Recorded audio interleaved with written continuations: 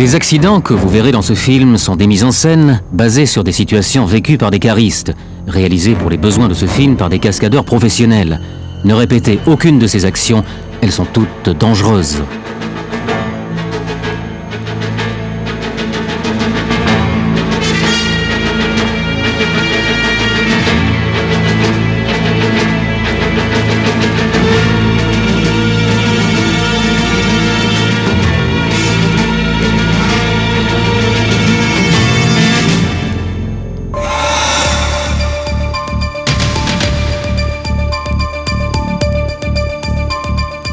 Ce film va vous parler de l'un des problèmes majeurs de sécurité industrielle, l'utilisation des chariots élévateurs.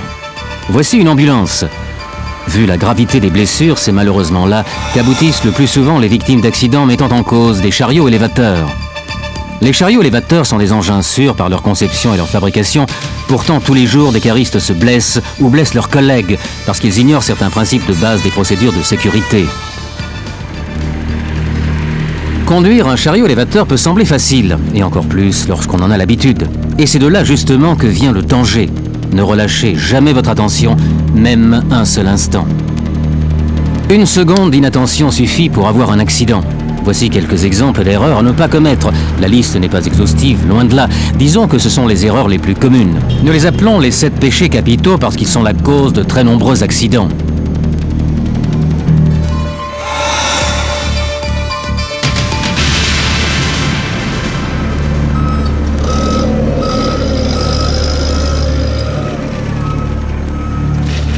Ici, un cariste transporte une charge stockée en hauteur, à un autre lieu de stockage également surélevé. Le trajet est court et il ne lui reste encore beaucoup d'allers-retours à faire. Alors pourquoi abaisser les fourches puisque c'est plus rapide comme ceci? Pourquoi? Parce qu'une charge maintenue en hauteur élève le centre de gravité d'un chariot. Et plus le centre de gravité est haut, moins le chariot est stable. Surtout dans un virage.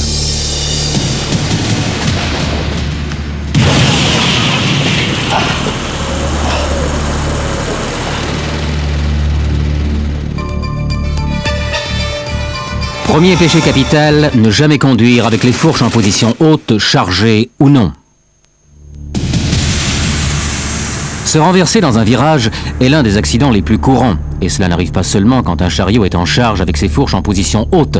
En fait, 75% des renversements surviennent quand des chariots à vide prennent un virage trop vite.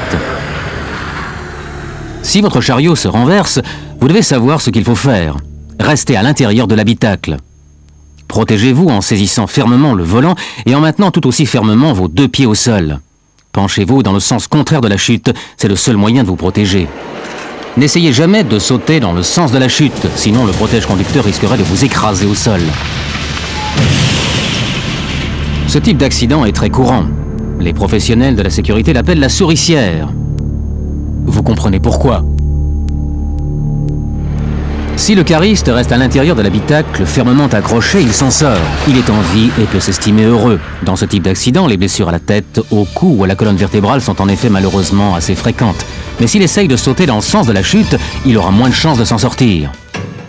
Souvent, les accidents résultent d'un manque d'entretien, d'une formation incomplète ou d'un oubli d'inspection du chariot avant chaque rotation.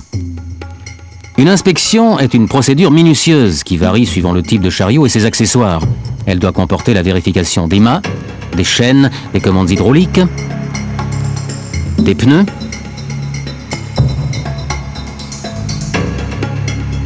de l'alimentation en carburant,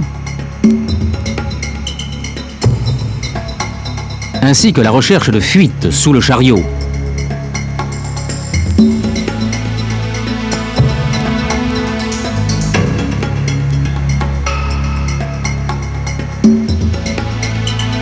Il faut vérifier le niveau d'huile, la batterie. Et pour un chariot électrique, les différents composants électriques.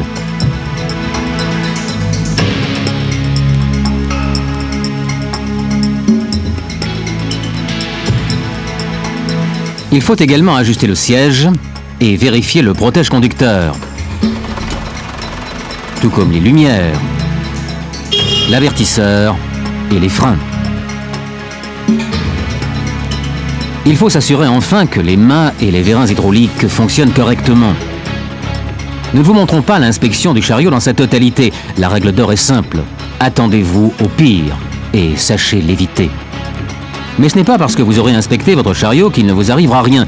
La plupart des accidents ne résultent pas d'un problème matériel, mais bien d'une erreur humaine. Un chargement de tuyaux doit être correctement arrimé avec des bandes de métal.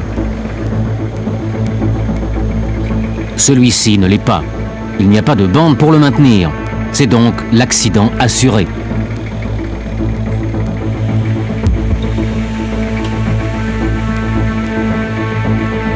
Le cariste pense que son chargement est assez bien équilibré. Il pense probablement gagner du temps, car il n'a pas à attacher puis détacher son chargement.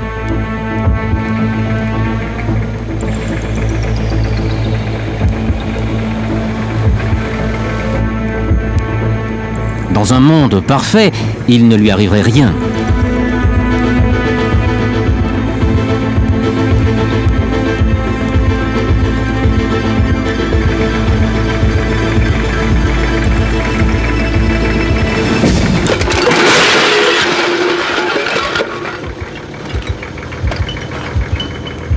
Seulement, voilà, le monde n'est pas parfait.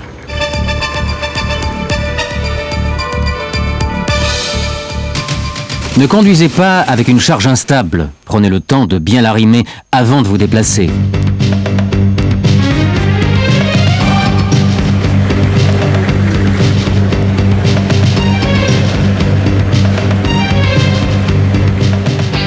Parfois, vous éviterez de justesse une collision, mais la chance ne vous sourira pas à tous les coups.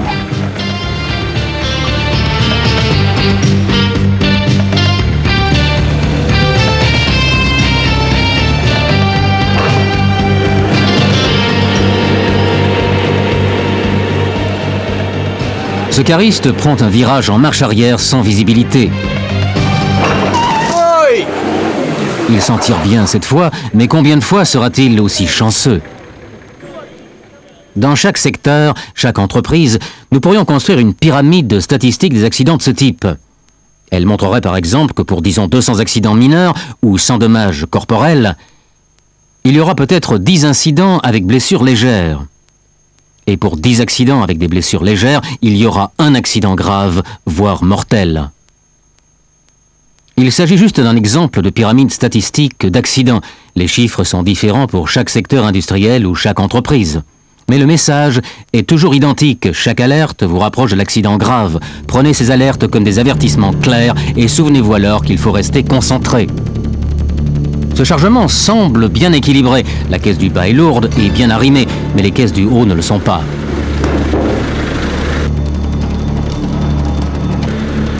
Même si elle l'était, il est très dangereux de descendre une rampe, les fourches pointant vers le bas.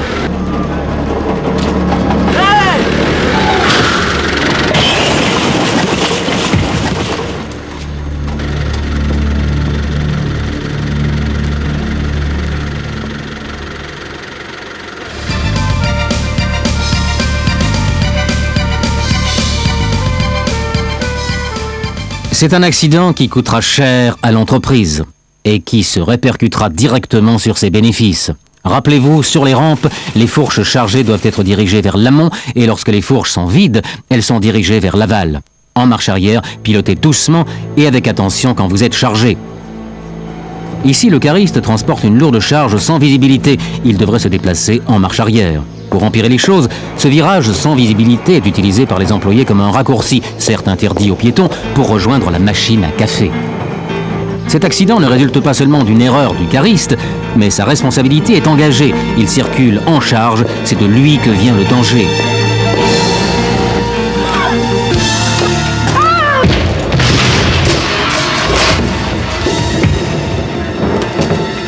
Les virages sans visibilité sont toujours des endroits dangereux. Sachez les reconnaître et circuler avec prudence.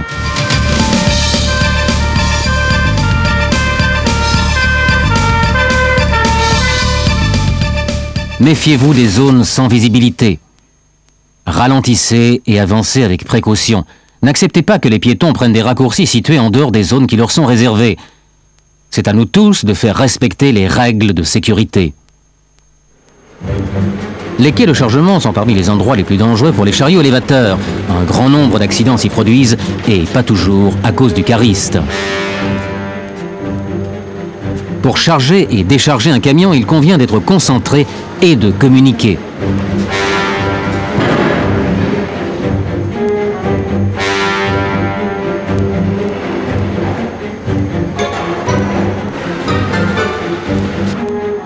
Ce conducteur de semi-remorque pense que tout est chargé et qu'il peut partir. Mais personne ne l'a dit au cariste. Son chargement l'empêche de voir et il pense que le camion est toujours là. Bref, tous les ingrédients sont réunis pour une catastrophe.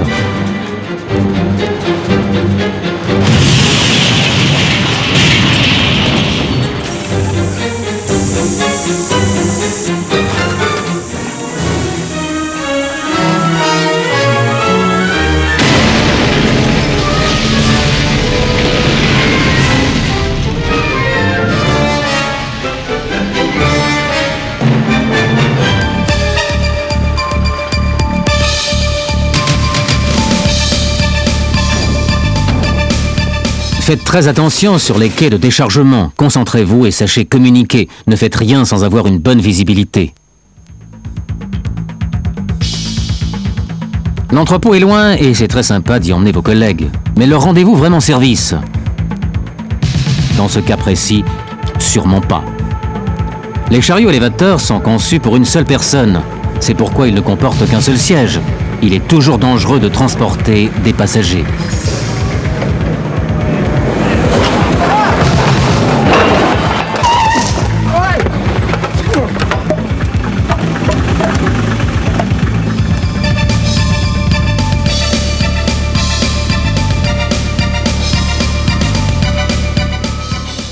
Ne transportez jamais de passagers, jamais. Piloter un chariot élévateur peut devenir répétitif. Vous avez envie d'aller plus vite. Mais c'est à ce moment-là que la concentration s'émousse et que les accidents surviennent.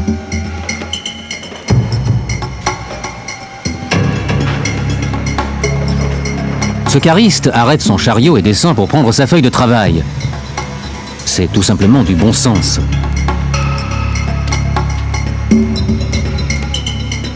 Mais tout le monde n'a pas ce réflexe.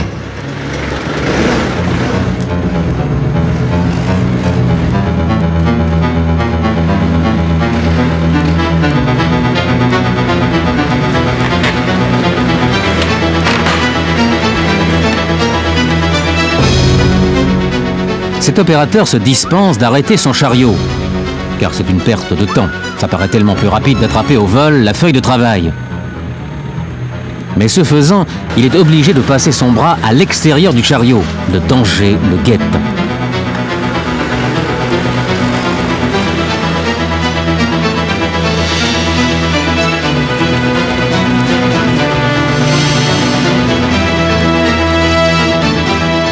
Il s'en tirera cette fois-ci, mais la moindre distraction peut finir en catastrophe.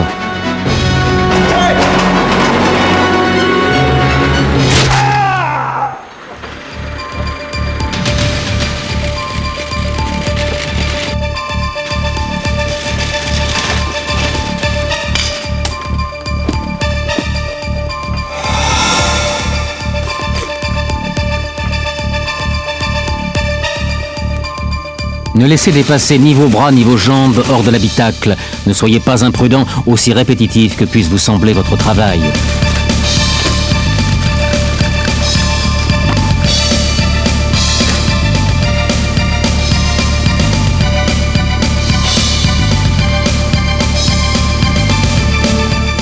Conduire un chariot élévateur est un travail qui implique votre responsabilité.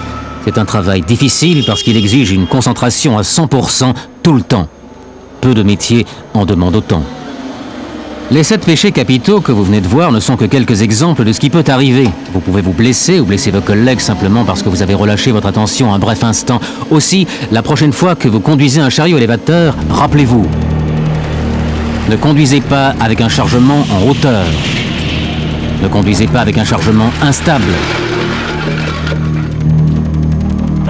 Sur les rampes, conduisez avec votre chargement orienté toujours vers l'amont.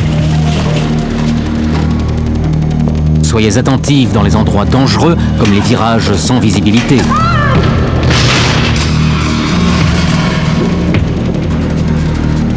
Et tout particulièrement sur les quais de chargement.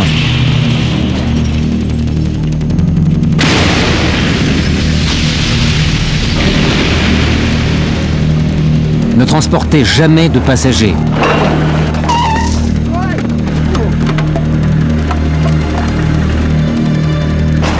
Ne laissez dépasser ni vos bras ni vos jambes hors de l'habitacle.